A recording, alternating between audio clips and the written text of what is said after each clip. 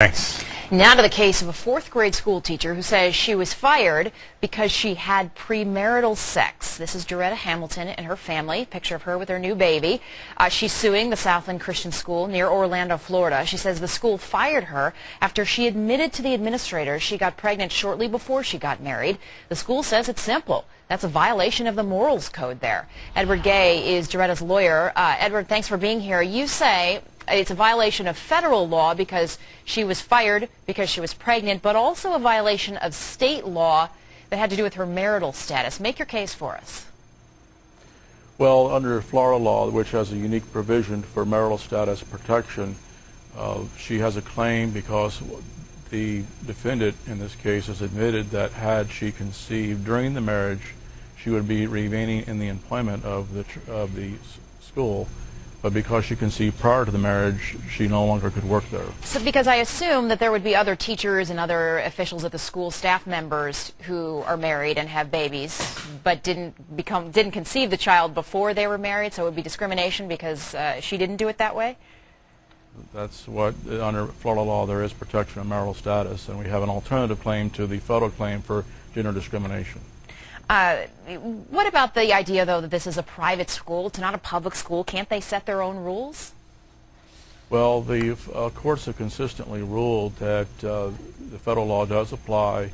In these situations, the teachers are providing a secular purpose.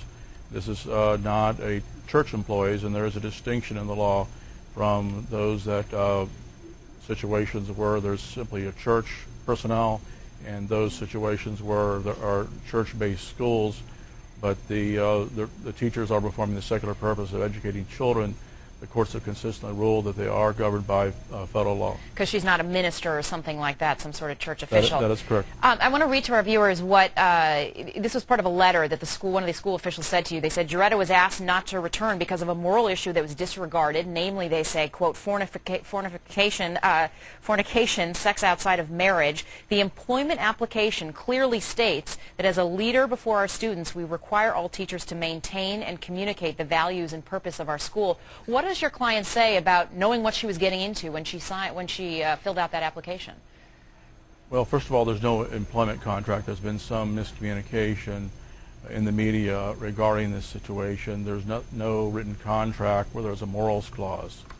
There is like a handbook that makes vague references to upholding the church, the school standards, but there's no provision regarding morals or the issue of premarital sex. So your case that it's not a binding contract. What does she want here? Money? And how much? Well, she is seeking compensation for back pay from her termination, which occurred in April 2009. She's still unemployed, and then she's seeking compensatory damages for the emotional distress that she's suffered. Yeah, and how much, have you put a dollar figure on that? How much is she looking for?